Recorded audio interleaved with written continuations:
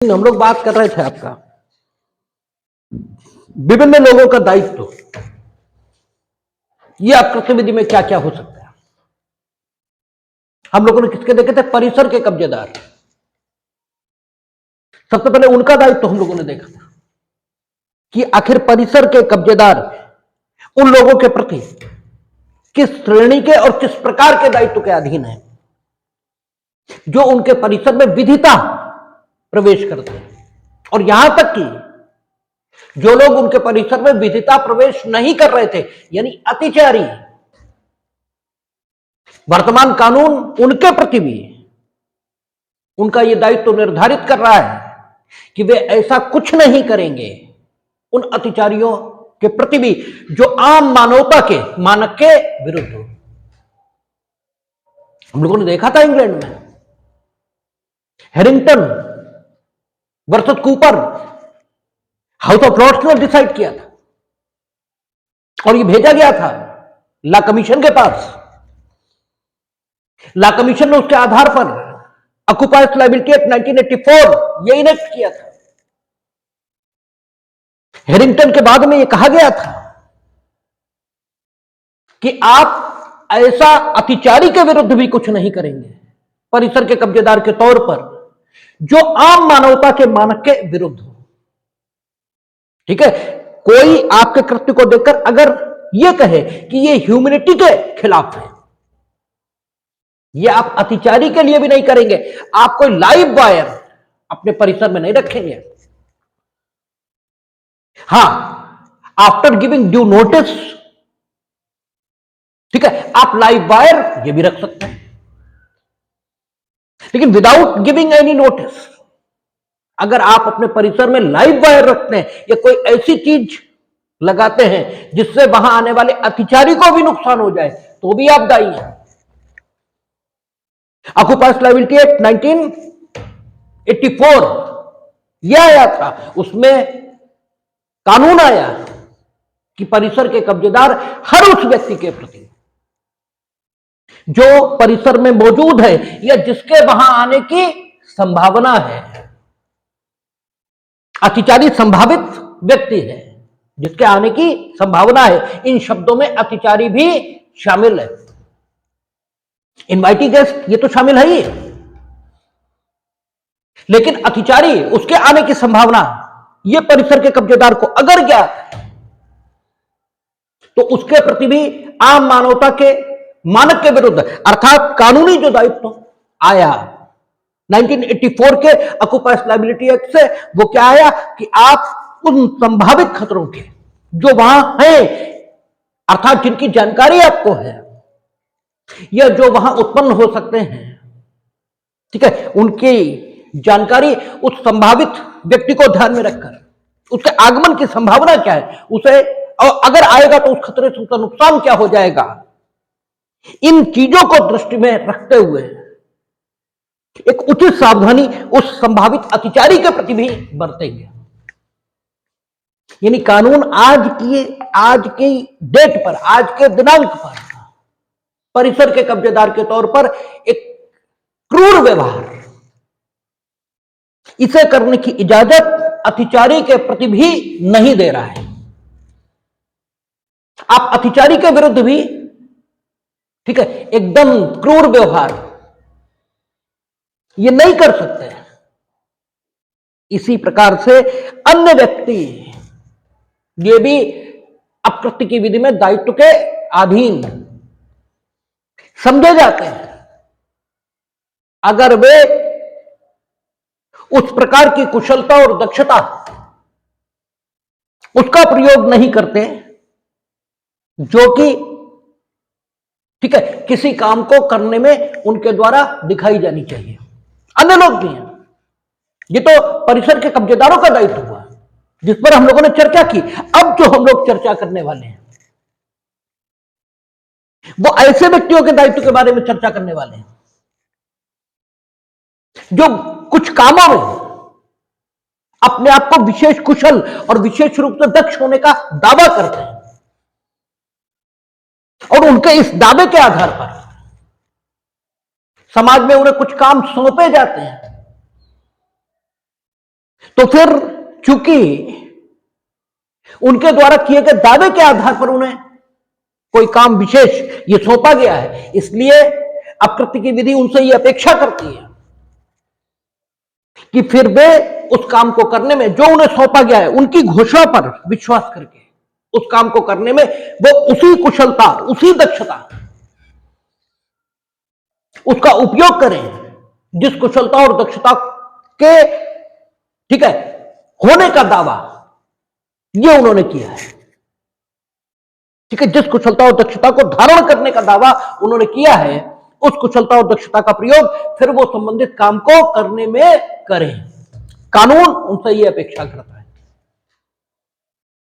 ठीक है, यानी अगर समराइज करें बात को, तो समराइज करने में यह है कि अगर कोई व्यक्ति विशेष ज्ञान या विशेष दक्षता यह धारित करने का दावा करता है और यह कहता है कि उसके पास किन्हीं कामों को करने के लिए विशेष दक्षता और योग्यता है, और उसके इस कथन के आधार पर कोई व्यक्ति उसे उस प्रकृति का काम करने की, ठीक है, जिम्मेदारी यह देता है, जिस प्रकार के कामों को करने की विशेष योग्यता और दक्षता धारित करने का उसने दावा किया है, तो फिर दिए गए काम को करने में उसे अपनी विशेष दक्षता और योग्यता, इसका प्रदर्शन करना ही होगा।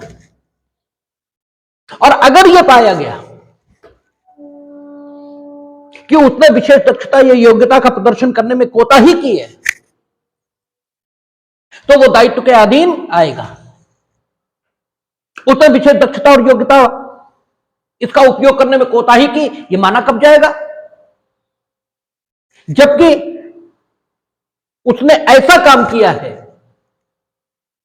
जो कि उसी के समान कार्य करने में, संबंधित काम को करने में कुशल समझे जाने वाले व्यक्तियों के द्वारा कभी ना किया जाता, तब यह मान लिया जाएगा उसने कुशलता और दक्षता का प्रयोग उस काम को करने में नहीं किया, यह मान लिया जाएगा।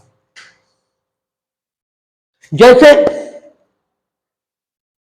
जो शेयर खरीदने वाले लोग, वो कंपनियों के शेयर ये इस आधार पर खरीदते हैं कि उन कंपनियों का प्रबंध ऐसे कुशल हाथों में है जो कंपनी को लाभ की स्थिति में रखेंगे। अब वो व्यक्ति जिनके हाथ में उस कंपनी का प्रबंध है, जिसके शेयर मार्केट में बिकने के लिए भेजे गए हैं, वे इस बात के लिए कर्तव्यबद्ध हैं कि वे कंपनी के व्यापारिक कार्यों का संचालन इस प्रकार करें कि कंपनी लाभ में रहे। यद्यपि इस प्रकार संचालन करने पर भी कंपनी नुकसान में आ सकती है, क्योंकि आप सिर्फ काम करने का प्रयास कर सकते हैं, काम होगा या नहीं ये ईश्वर पर आधारित बात है। ये जो व्यक्ति हैं, ये कंपनी का प्रबंध उचित प्रकार से करने का प्रश्न ये इन्हें करना चाहिए। इन्हें उतनी कुशलता और दक्षता से कंपनी के व्यापारिक कार्यों का संचालन ये करना चाहिए जितना इनकी जगह पर इन्हीं के जैसे कंपनी का संचालन करने वाला व्यक्ति यदि कंपनी का प्रबंध निदेशक रहा होता तो उसने कंपनी का संचालन किया होता। यदि ये इस प्रकार से कंपनी का संचालन करते हैं तो भले ही कंपनी नुकसान में चली जाए, लेकिन अंशधारक इनके विरुद्ध अपकृत्य विधि में प्रतिकर की मांग को लेकर कोई मुकदमा संस्थित नहीं कर सकते। क्यों? इन्होंने वांछित सावधानी और वांछित सतर्कता और कुशलता उसका उपयोग कंपनी के संचालन का जो काम है उसे करने में किया है। ये जो अंशधारक हैं, ये कंपनी में इन्हीं की ये जो इंप्लाइड घोषणा है उसके आधार पर कंपनी में पैसा लगा रहे हैं कि ये कंपनी का उचित प्रकार से प्रबंध ये करेंगे, और ये जानते हैं कि अगर हमने उचित प्रबंध न किया तो अंशधारकों को नुकसान, शेयर होल्डर्स को नुकसान ये होगा। तो डोनाल्ड वर्सेस स्टीवेंसन की परिभाषा के मुताबिक अंशधारक इनके पड़ोसी हो गए, और अब इन्हें उचित सतर्कता और उचित कुशलता का प्रयोग ये उनके प्रति करना होगा, क्योंकि इन्होंने विशेष कुशल होने का दावा किया और उस दावे के आधार पर उन्होंने पैसा लगाया है। हाँ, उचित दक्षता, उचित कुशलता इसका प्रयोग करें, नुकसान हो जाए कोई दिक्कत नहीं। फिर वो क्या है, इनएविटेबल एक्सीडेंट, ऐसी दुर्घटना जिसे टाला ही नहीं जा सकता था। और दुर्घटनाएं जीवन का भाग है और वे अप्रत्यक्ष विधि में भी साधारण अपवादों के अंतर्गत आती है। आपराधिक विधि में वहां भी हम लोगों ने देखा था दुर्घटनाएं, ठीक है, ये अपवादों के अंतर्गत आती थी और उनके लिए किसी पर दंडिक दायित्व तो ये सर्जित होता ही नहीं था। यही टॉर्ट में है। ऐसे ही अगर किसी व्यक्ति को सामान ये लाने ले जाने के लिए दिया गया है, यानी कोई कॉमन कैरियर, सामान्य वाहक इसका व्यवसाय कर रहा है, तो वो विशेष रूप से कुशल अपने को घोषित कर रहा है, वो स्पेशली स्किल्ड अपने को घोषित कर रहा है कि वो सामान को सुरक्षित लाने और ले जाने में विशेष कुशल है। और उसके इस घोषणा पर विश्वास करके आप कॉमन कैरियर के रूप में अपना सामान उसे लाने ले जाने के लिए दे देते हैं। अब परिसर के कब्जेदार जैसे परिसर में प्रवेश करने वाले व्यक्तियों के प्रति कर्तव्यबद्ध थे, सावधानी, ठीक है, उचित रूप से बरतने के, अन्यथा वे प्रतिकर के दायित्व के अधीन आ रहे थे। ऐसे ये कॉमन कैरियर क्योंकि सामान लाने ले जाने में विशेष रूप से दक्ष होने का दावा करते हैं, इसलिए अगर इन्हें सामान आपने दिया है लाने ले जाने के लिए, तो इनका कर्तव्य है कि ये सामान को मौसम और टूट फूट इससे बचाने के लिए जो कुछ आवश्यक हो वो सब करें, और उसके, ठीक है, द्वारा मामले उसे सामान को सुरक्षित रखते हुए सामान आपके द्वारा जहां तक भेजा गया है वहां भेजें। और अगर ये इस कर्तव्य का भंग करते हैं तो अपकृत्य विधि में परिसर के कब्जेदार जिस प्रकार दायित्व के अधीन आ रहे थे उसी प्रकार से, ठीक है, विशेष ज्ञान का दावा ये करने के कारण ये उस व्यक्ति के प्रति दायित्व के अधीन हो जाएंगे जिस व्यक्ति का सामान है। और अगर नुकसान होता है तो इनका दायित्व बीमा करने वाले व्यक्ति के समान, ठीक है, उच्च श्रेणी का दायित्व होगा। और ये किसी प्रकार का सामान में नुकसान होने पर सामान के मालिक के प्रति दायित्व के अधीन होंगे। सामान का मालिक इनसे क्षतिपूर्ति की रकम ये प्राप्त कर सकेगा। इनके दायित्व में जो कमी है सिर्फ 3 आधारों पर हो सकती है। केवल ये साबित कर दें कि ईश्वरीय कृत्य के कारण सामान में नुकसान हुआ है, तो जो इनका कॉमन कैरियर के रूप में दायित्व है, ठीक है, उसे ये बचा सकते हैं। अर्थात ये सामान के नुकसान के लिए सामान के स्वामी के प्रति दायित्व के अधीन नहीं होंगे। अगर ये साबित करें कि सम्राट के शत्रुओं ने, अर्थात ऐसे व्यक्तियों ने, ये इंग्लैंड की बात चल रही ना, और इंग्लैंड के ही सिद्धांत कॉमन कैरियर द्वारा सामान ले जाने में अगर कोई नुकसान ये किया जाएगा तो हिंदुस्तान में लागू होंगे। तो क्या होगा कि अगर ये साबित करते हैं कि सम्राट के शत्रुओं में अर्थात हिंदुस्तान में किन्हीं अपराधियों ने सामान में नुकसान पहुंचाया है तो भी ये दायित्व के अधीन नहीं आएंगे। या ये साबित करें कि सामान में ही कोई अंतर्निहित कमी थी जिसकी वजह से ये नुकसान हो गया। केवल इन दशाओं में ये सामान के नुकसान के लिए दायित्व के अधीन नहीं होंगे। तो परिसर के कब्जेदारों के समान ही जो बोर्ड ऑफ डायरेक्टर्स के मेंबर होते हैं व्यापारिक कंपनियों के, वे अंशधारकों के प्रति, और जो सामान को ले जाने का काम करते हैं वे सामान के मालिकों के प्रति दायित्व के अधीन हो सकते हैं। ठीक है, जो कॉमन कैरियर होंगे सामान को ले जाने वाले लोग होंगे, उनके दायित्व की प्रकृति क्या है, उनकी नेचर ऑफ लाइबिलिटी क्या है, वो बीमा करने वाले, ठीक है, जो बीमा करने वाला व्यक्ति है उसके समान दायित्व को धारित करते हैं। अर्थात सामान में किसी प्रकार की टूट फूट होने पर वे संबंधित व्यक्ति के प्रति दायी होंगे। ये कॉमन कैरियर। हां, ये बात ठीक है कि कानून के माध्यम से ये जो कॉमन लॉ लाइबिलिटी है कॉमन कैरियर्स की, इसमें बदलाव ये लाया जा सकता है।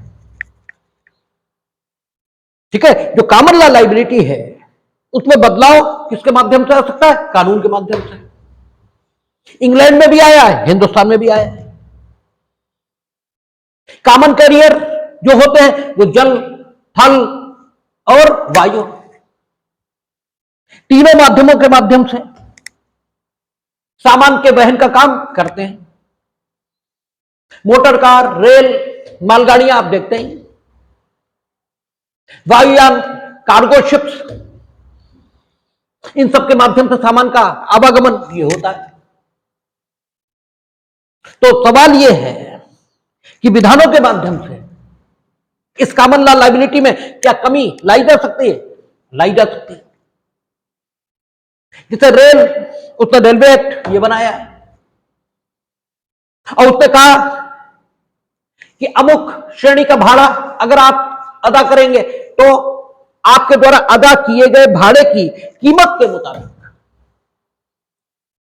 आपके सामान को लाने और ले जाने के लिए हम दायित्व के अधीन रहेंगे। अर्थात आपने इस श्रेणी का भाड़ा दिया तो आधे, ठीक है, सामान की आधी कीमत हम आपको देंगे। इस प्रकार के परिवर्तन ये किए जा सकते हैं।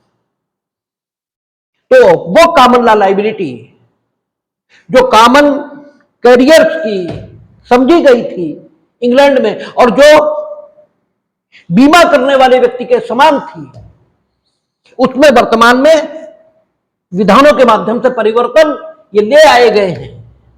और अगर कहीं परिवर्तन नहीं लाया गया है तो फिर कॉमन कैरियर की लायबिलिटी वही है जो बीमा करने वाले व्यक्ति की है।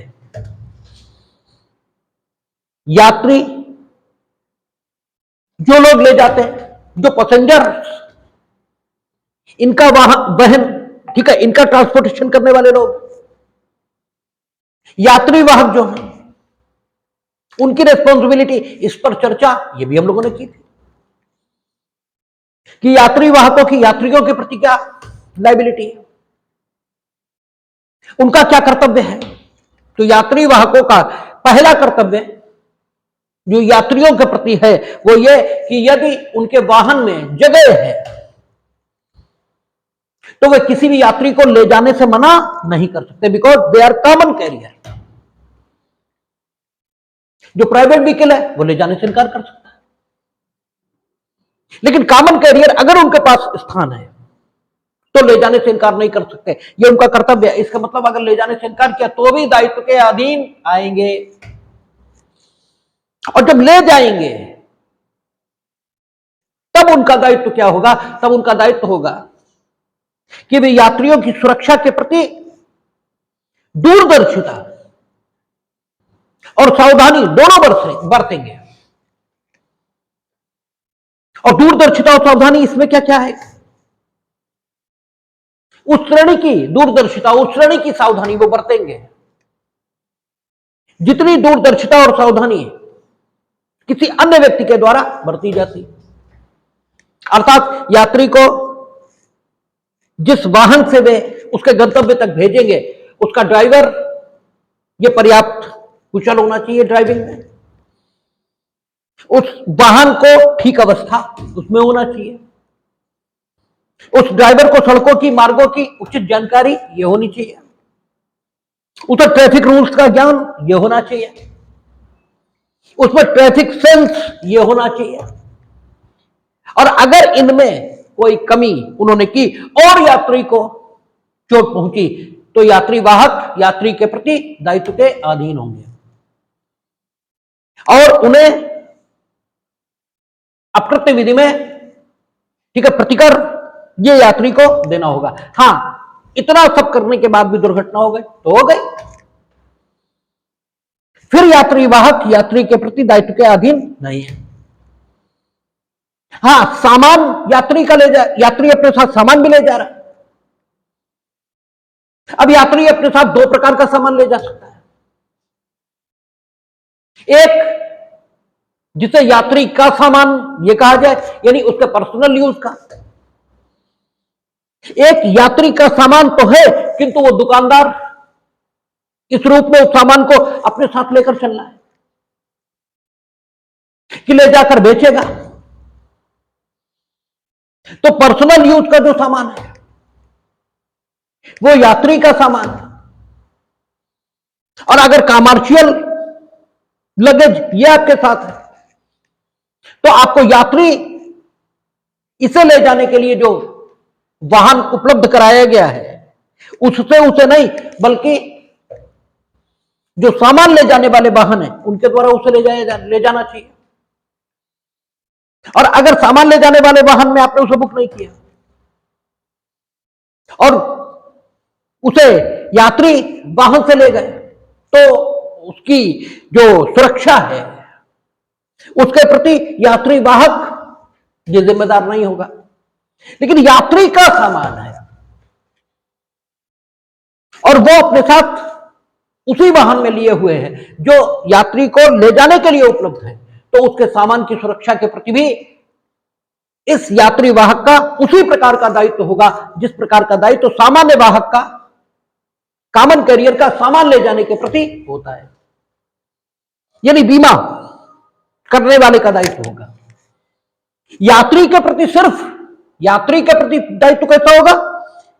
सिर्फ सुरक्षा बरतने का, ठीक है, सुरक्षा कह रहे सिर्फ सावधानी बरतने का, यानी आपकी असावधानी से कोई नुकसान ना हो, सिर्फ इतना ही। लेकिन सामान के प्रति बीमा करने वाले का दायित्व होगा। ये यात्री वाहकों का, कॉमन कैरियर सामान ले जाने वालों का, और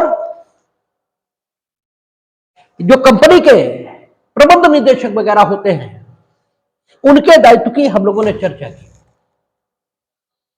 अब हम लोग देखेंगे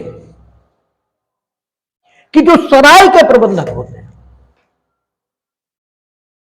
सराय एक ऐसे स्थान का नाम होता है जहां निश्चित किराया देकर कोई भी व्यक्ति आश्रय और भोजन ये दोनों प्राप्त कर सकता है। ऐसा ही स्थान होटल भी होता है, ठीक है, कि जहां पैसा देकर कोई भी आश्रय और भोजन ये प्राप्त कर सकता है। जो प्राइवेट ठहरने के स्थान होते हैं जैसे बोर्डिंग हाउसेस, हॉस्टल्स, वहां विशेष उद्देश्य के लिए और विशेष प्रकार के व्यक्ति यही ठहरते हैं। लेकिन सराय और होटल ये स्थान ऐसे जहां कोई भी ठहर सकता है। वो जो कुछ आपको देना है वो क्या? किराया, यानी निश्चित किराया देकर कोई भी ये वहां ठहर सकता है। इसलिए सराय और होटल ये अलग ढंग के स्थान है और बोर्डिंग हाउस और हॉस्टल्स ये अलग ढंग के स्थान है। और दोनों स्थानों के जो धारक हैं, आकृति विधि में उनके दायित्व ये भी अलग अलग है। जो बोर्डिंग हाउस या हॉस्टल का वार्डन है, यानी उसको धारण करने वाला व्यक्ति है, वो अमुक व्यक्तियों को, यानी विशेष व्यक्तियों को हॉस्टल या बोर्डिंग में, हाउस में, ठीक है, ठहरने देने से इनकार ये भी कर सकता है विदाउट असाइनिंग एनी रीजन, कोई कारण भी ना बताया, हम आपको ठहरने नहीं देंगे। लेकिन सराय और होटल इनमें जब तक स्थान उपलब्ध है तब तक इनके प्रबंधक जो इनका मेहमान है उसे ठहरने से मना ये नहीं कर सकते। इसलिए आप देखें जो सामान्य जीवन है, इस सामान्य जीवन में जो पुलिस ऑफिसर्स होते हैं या जो लॉ इन्फोर्समेंट एजेंसीज होती हैं, उनके जो अधिकारी होते हैं, उनसे सराय वाले और होटल वाले विशेष डरते रहते हैं। कारण यही है, ठीक है, क्योंकि दंड विधि में नहीं, लेकिन अकृत्य विधि में। अब दंड विधि और अकृत्य विधि का अंतर ये तुम पुलिस को समझाओगे, कह के देखना कभी पुलिस को, ठीक है। ये तो आम आदमी नहीं जानता कि अकृत्य विधि और दंड विधि में क्या फर्क है।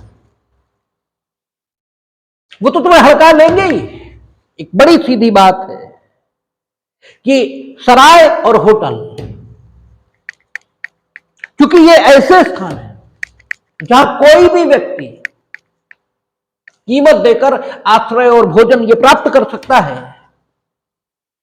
इसलिए सराय और होटल के जो प्रबंधक हैं इस दायित्व के अधीन है कि ये जब तक उनके यहां स्थान उपलब्ध है तब तक अपने किसी मेहमान को मना नहीं कर सकते। इसका मतलब इन्होंने मना कर दिया तो इन्होंने कर्तव्य भंग किया है, किसके? अपने अतिथि के प्रति। और अगर एक व्यक्ति का कर्तव्य है किसी के प्रति, तो जिसके प्रति उसका कर्तव्य है उसका इस व्यक्ति के विरुद्ध अधिकार है। ये ड्यूरल रिलेशन ये कहलाता है। तो अगर सराय के प्रबंधक ने या होटल के प्रबंधक ने स्थान होते हुए किसी को इनकार किया है तो उसने इसके प्रति अपने कर्तव्य का भंग किया, अर्थात इस अतिथि के अधिकार का हनन किया।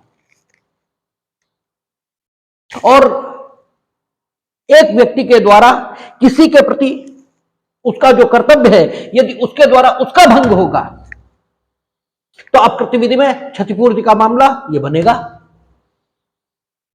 तो जो सराय का प्रबंधक है या जो होटल का प्रबंधक है वो इन व्यक्तियों के प्रति जो अतिथि हैं स्थान होने की दशा में स्थान उपलब्ध कराने के दायित्व के अधीन है। यद्यपि पारंपरिक तौर से यह दायित्व सराय के प्रबंधकों का माना गया है।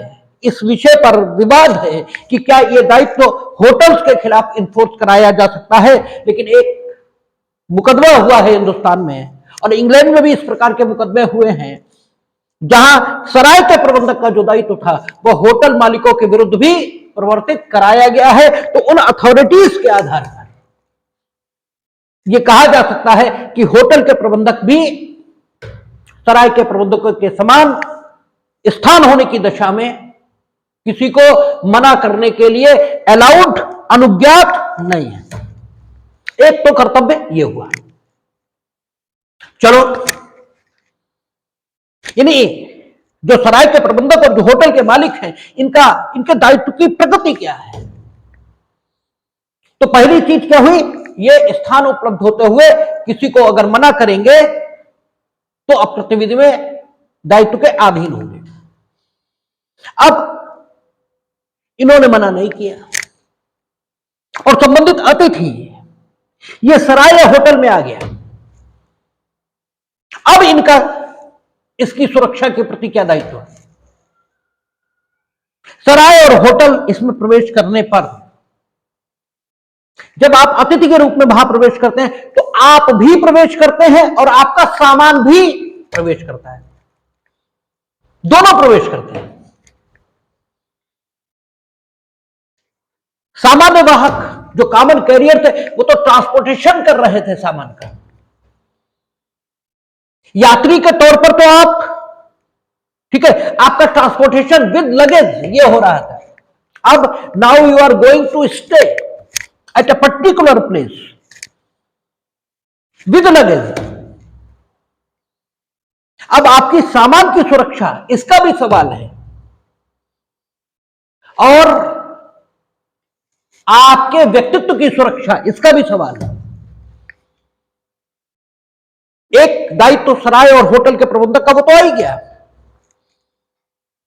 और वो दायित्व कैसा है कि सामान होते स्थान होते हुए आप किसी को मना ये नहीं करेंगे, ये तो आ ही गया। अब इसके अलावा जब अतिथि ने प्रवेश ले लिया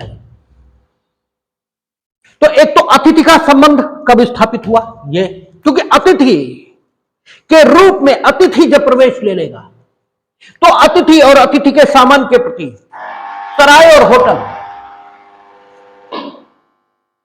इसके प्रबंधक का दायित्व ये प्रारंभ हो जाएगा।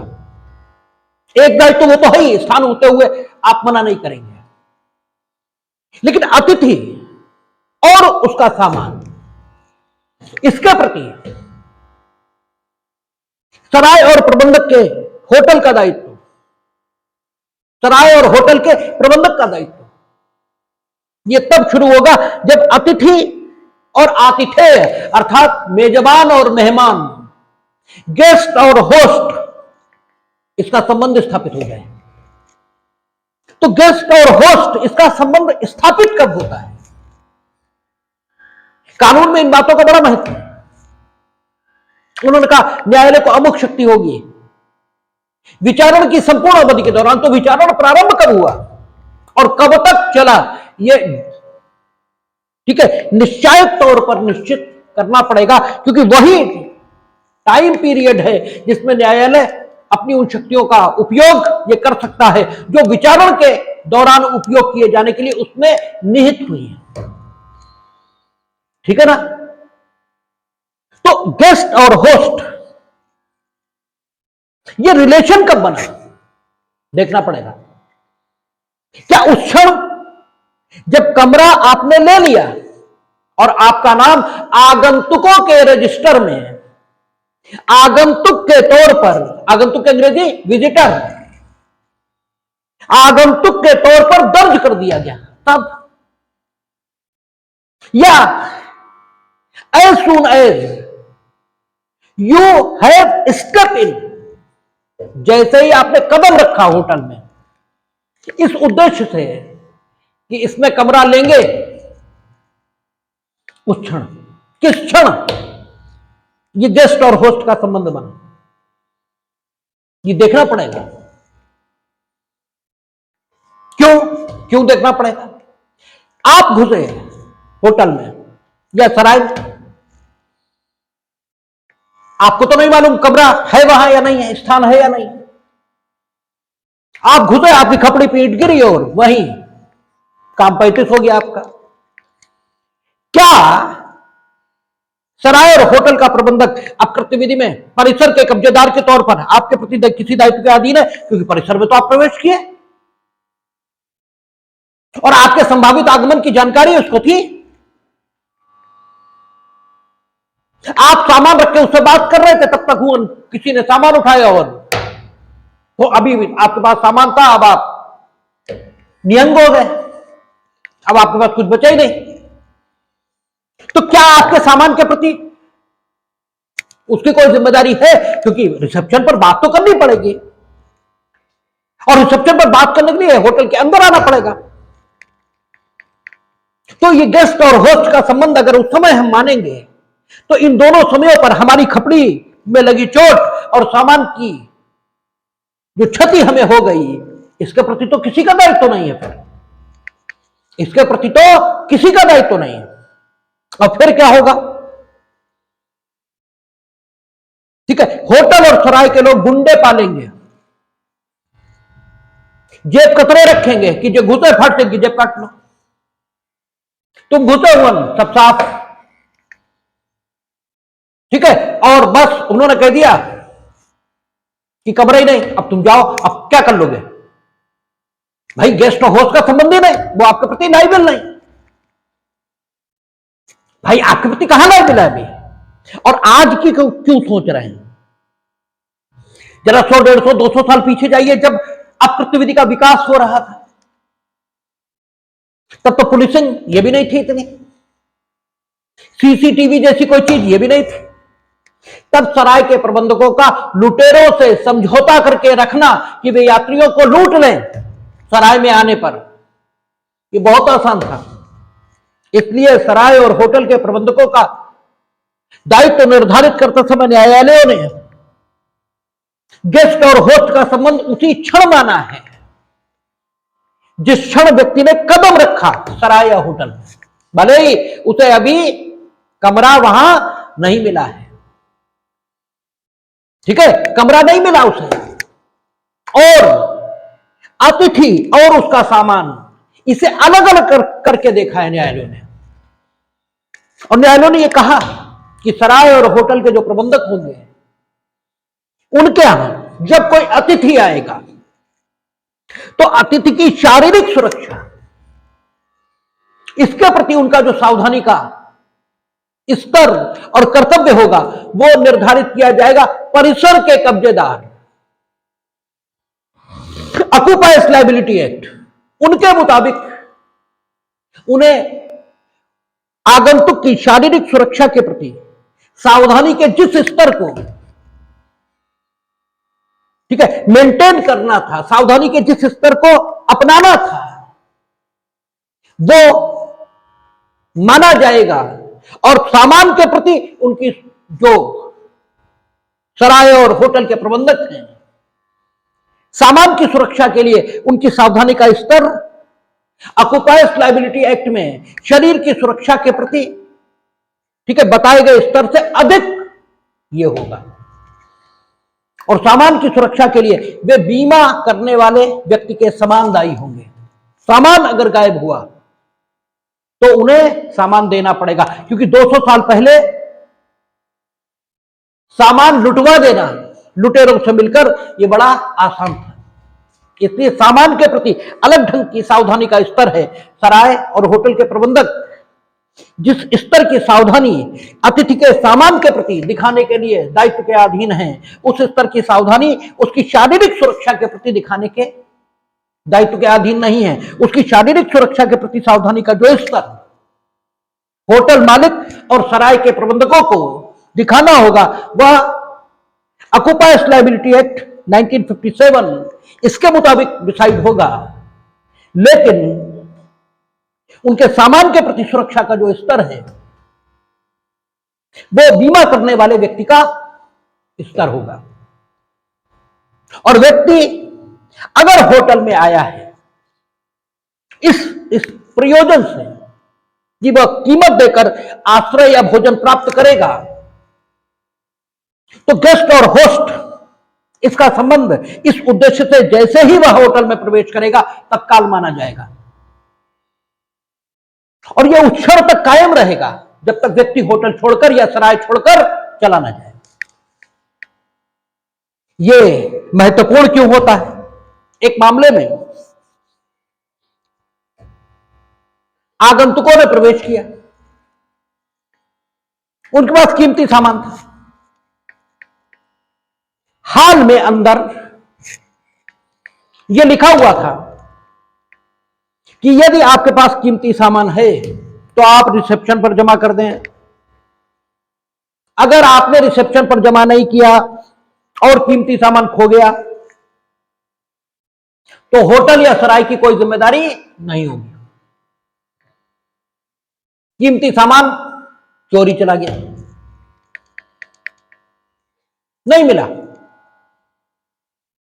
उसने शिकायत की, इन्होंने इस सूचना का तर्क दिया। कानून बहुत रीजनेबल होता है। जिस सो कॉल्ड जितने पढ़े लिखे से लोग हैं, ये उतने रीजनेबल कभी हो ही नहीं सकते। ये तो यही कहेंगे लिख के लगा तो दिया था, लगा तो था, आपने क्यों नहीं जमा किया? कोर्ट ने कहा बिल्कुल नहीं, कहता ही गलत। ये लगाना था तो गेट पे लगाते। आदमी घुस गया, उसने रूम ले लिया, तो संविदा इसके अंतर्गत प्रवेश ये तो उसने कर लिया। आप संविदा के टर्म्स एंड कंडीशंस कब बताएंगे? जब संविदा हो जाएगी तब बताएंगे या संविदा होने से पहले बताएंगे? कब बताएंगे आप? होटल या सराय में रुकने के लिए उसने संविदा की, वो तो रिसेप्शन पर हो गई, वो तो रिसेप्शन पर हो गई ना। और उसे पता कब लगी ये बात? जब हॉल के अंदर पहुंच गया। ठीक है, तो संविदा के निबंधनों में कोई बदलाव ये संविदा के हो जाने के उपरांत तो दोनों पक्षों की सम्मति इसी से हो सकता है। वह संविदा में नवीन, संविदा का विखंडन ये कैसे होगा? दोनों पक्षों की सम्मति से होगा।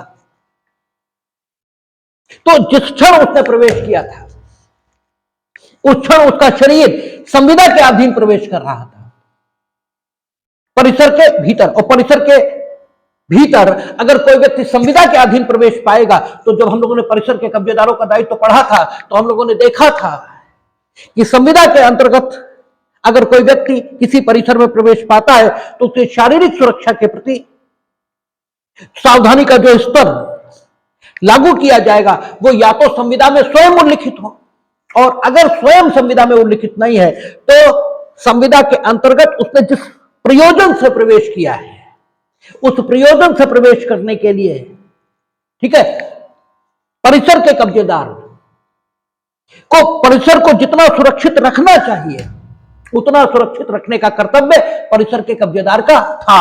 हमने उदाहरण दिया था कि मैरिज लॉन ये आपने लिया है, तो मैरिज करने के लिए लिया है, इसके लिए तो नहीं लिया कि जब मैरिज की स्थिति वहां है तो वहां कोई खतरा पैदा हो जाए। ठीक है, तो संविदा के अंतर्गत चूंकि उसने होटल में प्रवेश किया, तो शरीर की सुरक्षा के प्रति तो वो स्तर लागू करेंगे, और सामान की सुरक्षा के प्रति ये अधिक कठिन स्तर। और अधिक कठिन स्तर में क्या है कि बिल्कुल बीमा करने वाले व्यक्ति का स्तर, क्योंकि आपने जब सूचना दी तब संविदा का गठन हो चुका था, इसलिए सामान की चोरी के लिए आप उतर गए और आप उसका सामान देंगे।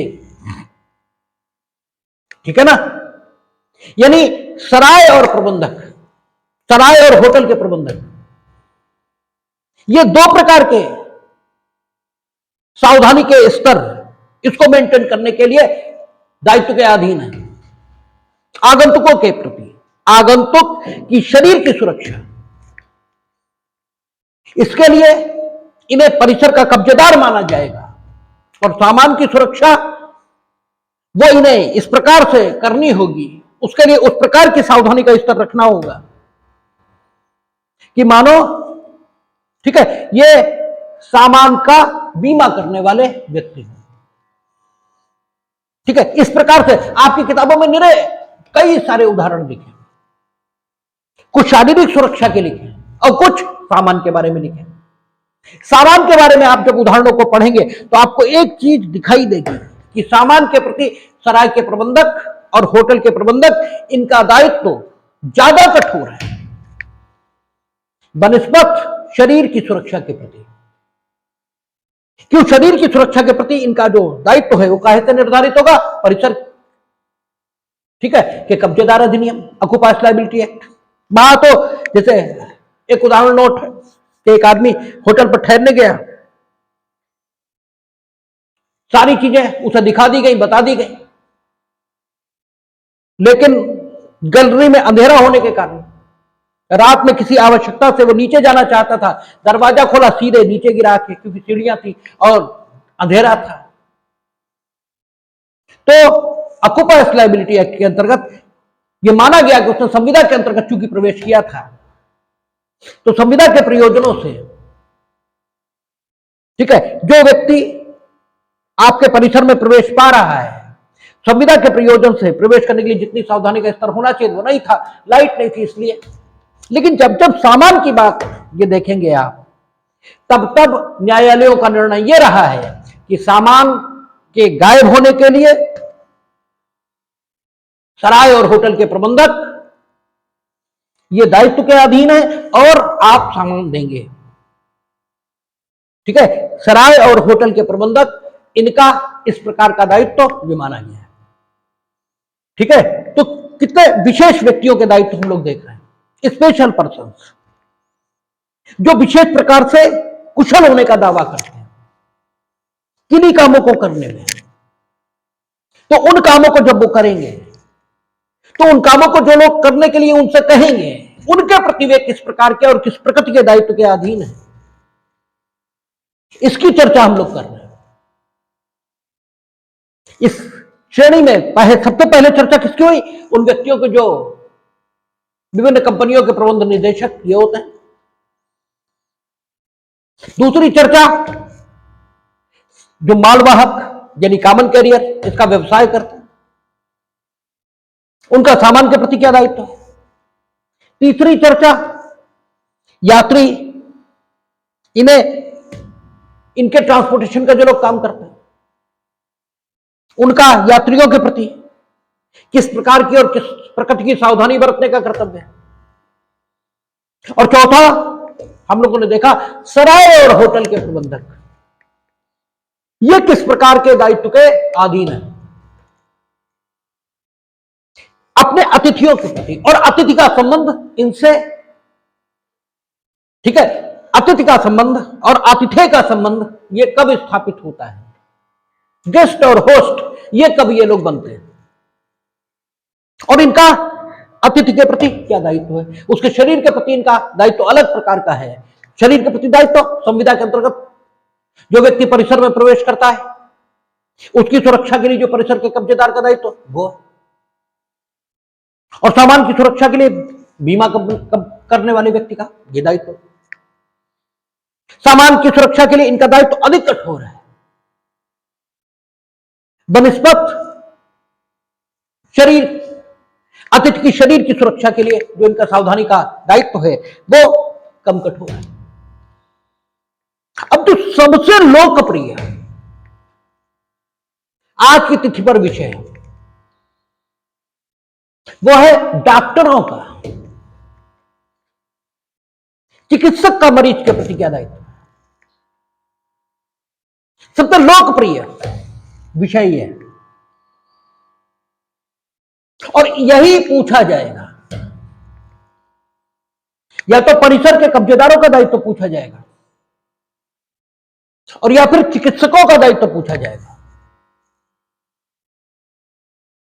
क्योंकि चिकित्सक, उन्होंने जब से अपने व्यवसाय की प्रकृति को इस प्रकार परिवर्तित किया है कि वे व्यापारी से लगने लगे हैं। हम ये नहीं कह रहे वो व्यापारी हो गए, लेकिन वो व्यापारी से लगने लगे, तब से समाज में उनके प्रति जो भाव था उसमें बदलाव है, और समाज में उनके प्रति जो भाव था उसमें बदलाव होने के कारण डॉक्टरों को बहुत सारे लिटिगेशन इसका सामना करना पड़ रहा है। अब लोग उनके प्रति वो भाव नहीं रखते जो आज से वर्षों पूर्व जब राम का युग रहा होगा तब जो लोग भाव रखते थे कि राम ने तो सिर्फ इसलिए कि सुषेण वैद्य है, यानी डॉक्टर है, शत्रु पक्ष का है तो क्या, अपने भाई की जिंदगी उनके हाथों में दे दी, ये मानकर कि डॉक्टर किसी पक्ष का होता ही नहीं, उसका एक ही शाश्वत कर्तव्य है, और शाश्वत कर्तव्य क्या है, मरीज के जीवन की रक्षा। और मरीज मरीज है डॉक्टर के लिए, ना वो शत्रु है ना वो मित्र है। ठीक है, इस भाव, ये भाव जो समाज में पाया जाता था ये भाव खत्म है, और इसे खत्म करने वाले मरीज नहीं है, इसे खत्म करने का दायित्व तो डॉक्टर्स पर है। ठीक है, इसे मरीजों ने नहीं खत्म किया, इसे डॉक्टरों ने खत्म किया है। आप ये नहीं कह सकते किसी भी सेवा के व्यवसाय में होने पर, whether you are a advocate, whether you are a doctor, whether you are a teacher, तो आप ये नहीं कह सकते कि साहब हमारा भी मन होता है कि हम भी गाड़ी पर चलें। आपको जो समाज सम्मान देता है वो सम्मान इसीलिए देता है कि वो आपसे ये अपेक्षा करता है कि आप गाड़ी पर चले न चले, आप खुद के लिए गाड़ी की व्यवस्था कर पाए न कर पाए, लेकिन अन्यों के लिए गाड़ी की व्यवस्था जरूर कर देंगे, और उसमें आप अपनी योग्यता और क्षमता इसके उपयोग में किसी प्रकार की कोताही नहीं करेंगे। ये जो परिरक्षित, ये जो इंप्लाइड एश्योरेंस है डॉक्टर, वकील या टीचर का, इसी के कारण से समाज में उसका जबरदस्त सम्मान है। लेकिन अब तो डॉक्टर भी किसी भी ढंग से पैसा कमाने पर लग गए। जरूरत नहीं है, फिर भी इन्वेस्टिगेशंस लिखी जा रही हैं। आवश्यकता नहीं है, फिर भी प्रिस्क्रिप्शन में दवाएं लिखी जा रही हैं। ठीक है, अगर आप प्रिस्क्रिप्शन देखें, 12-12, 14-14 दवाएं लिखी, अनावश्यक। एक रेविटाल लिख दिया, एक साहब जो है डीएसआर लिख दिया, एक कुछ ताकत का लिख दिया, एक लोहे, वो जो है आयरन की कमी है, टॉनिक लिख दिया। ये चल रहा है। एक कैल्शियम की गोली लिख दी। अब इससे कुछ नुकसान तो होना नहीं। ठीक है, यही हो रहा है। और ये हम जानते हैं, लेकिन इसके बाद भी प्रियजन के जीवन के प्रति आदमी इतना कॉन्शियस होता है कि वो उस सबको खरीदता है, जानते हुए कि बेकार है। हम भी खरीदते हैं जानते हुए कि बेकार है, कुछ नहीं, इसका कोई मतलब नहीं, लेकिन आदमी फिर भी खरीदता है। ये उसके मन का भाव है। लेकिन फिर वो आपके प्रति अच्छा भाव रखेगा, ये तो हो ही नहीं सकता। लेकिन इन नीचों, इन कमीनों के कारण से उन डॉक्टर्स, ठीक है, के प्रति भी समाज में अच्छा भाव नहीं है, जो वाकई आज भी सेवा भाव के साथ, ठीक है, चिकित्सक के पेशे को अपनाए हुए हैं। और कानून उन्हीं की रक्षा करना चाहता है, क्योंकि अगर उनके पक्ष में कानून भी नहीं खड़ा हुआ तो सवाल यह होगा कि फिर तो वे निराश्रित हो जाएंगे, पैसा वो कमा नहीं पाएंगे उनके बराबर जो नीचता से कमा रहे हैं। और नीचों की कमी समाज में भी नहीं है, पेशेंट्स में भी नहीं है। ये उन्हें लिटिगेशन में फांस देंगे, और जब उन्हें लिटिगेशन में फांस देंगे वो डरना शुरू कर देंगे, जो उन्हें करना चाहिए, क्योंकि उनके प्रोफेशन का नेचर ये है, रिस्क लेने होंगे, रिस्क तो उन्हें लेने पड़ेंगे, उनके प्रोफेशन का नेचर ये है, तो उन्हें रिस्क लेने होंगे। और फिर वे अननेसेसरी जब लिटिगेशन में फंसेंगे तो रिस्क लेंगे ही नहीं, और जब रिस्क नहीं लेंगे तो जीवन जो बचाए जा सकते थे वे बचाए नहीं जा सकेंगे। इसलिए कानून डॉक्टरों के पक्ष में खड़ा हुआ है। हमने आपसे पहले भी कहा था, आप लोग सीआरपीसी, जिस सोकाल जो पढ़ा लिखा समाज है, ये बड़ा बेवकूफ टाइप का होता है। मूर्खों की तरह आपको समाज में कहते हुए लोग मिलेंगे। अपराधी, उसे बचाने के लिए कानून है। जरूरत क्या है? जब आदमी ने स्वीकार कर लिया हमने कत्ल किया तो उसे फांसी दे दो। अगर तुम्हारे ऊपर बेंत लेके कोई खड़ा हो ना, तो तुम 70 बार स्वीकार करोगे कि हाँ हमने कत्ल किया है। अच्छा, कत्ल किया, चलो मान लिया कत्ल किया, अब तुम्हें फांसी मिलनी चाहिए या आजीवन कारावास? ये भी तो सवाल है, ठीक है ना? ये भी तो सवाल है। ये भी तो सवाल है कि जो तुम कत्ल बता रहे हो, क्या वो वाकई कत्ल है? क्योंकि किसी के द्वारा किसी को मार डालना ये तो कत्ल नहीं है। कत्ल इससे ज्यादा कुछ है। हाँ, ये ठीक है कि कत्ल में भी कोई किसी को मार डालता है, ये सही है,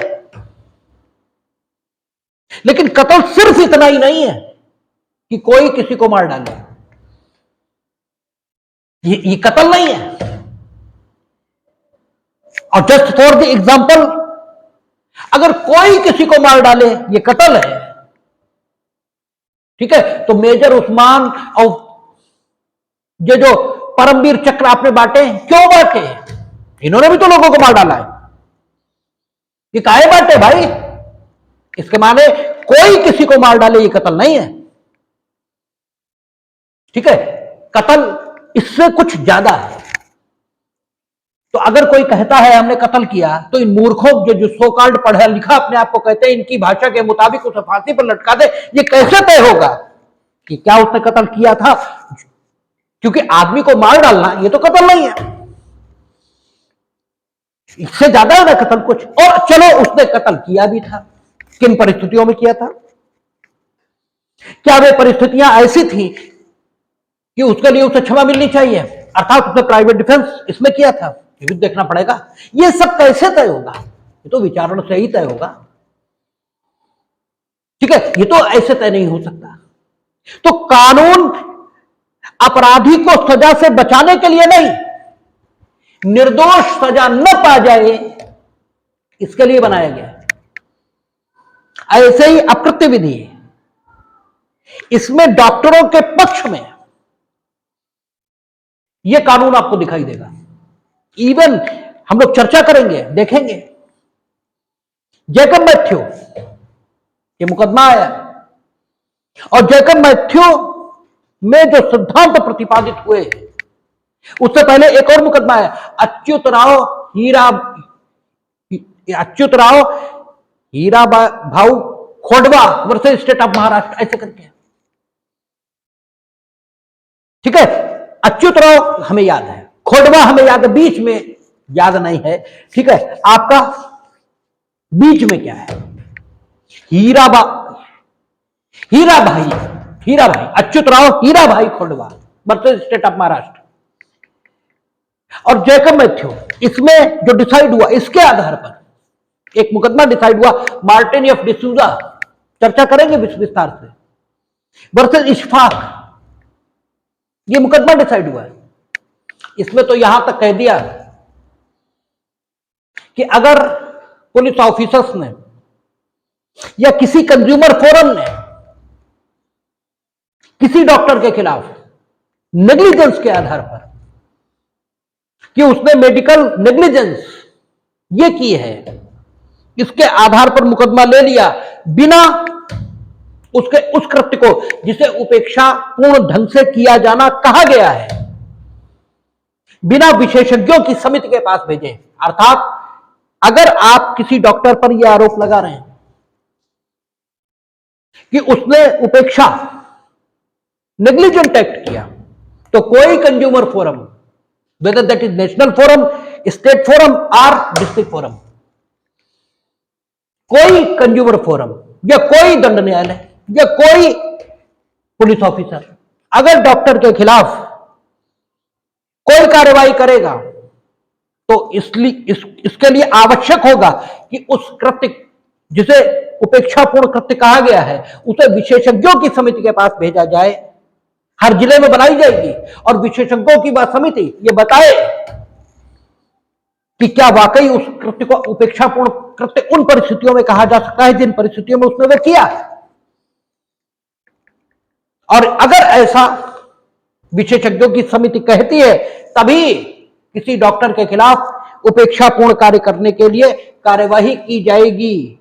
और अगर इसका उल्लंघन हुआ, यानी आपने विशेषज्ञों की समिति के बिना किसी डॉक्टर के खिलाफ कोई कार्यवाही की, तो आप स्वयं अपनी स्थिति के दायी होंगे, आपको लीगल कॉन्सिक्वेंसेस भुगतने होंगे, यह कहा है। तो डॉक्टरों को बहुत सुरक्षा दी, और वो इसलिए नहीं कि नीच डॉक्टरों का संरक्षण हो, ठीक है, वो इसलिए भी कि ताकि उन सेवाभावी चिकित्सकों का संरक्षण हो सके जो वाकई, ठीक है, समाज की सेवा में लगे हैं। क्योंकि नीच तो अपना खुद पिट जाएगा ही, अरे इससे नहीं कहीं और पिट जाएगा, क्या है, लेकिन जो अच्छा है उसको तो संरक्षित करना ही होगा। तो चिकित्सकों का अपकृत्य विधि में, ठीक है, किस प्रकार का दायित्व है, अर्थात वे अपने मरीजों के प्रति किस प्रकार की सावधानी दर्शित करने के कर्तव्य के अधीन है, और कब कब वे नेग्लिजेंट एक्ट करने के दोषी माने गए हैं, किन किन परिस्थितियों में, और उनके विरुद्ध उपेक्षापूर्ण कृत्य करने के आधार पर सफलतापूर्वक उनका अभियोजन करने के लिए किस प्रकार की कार्यवाही करना जरूरी है, इस सब पर हम लोग कल बात करेंगे विस्तार से, और डॉक्टरों का दायित्व अब प्रतिविधि में देखेंगे।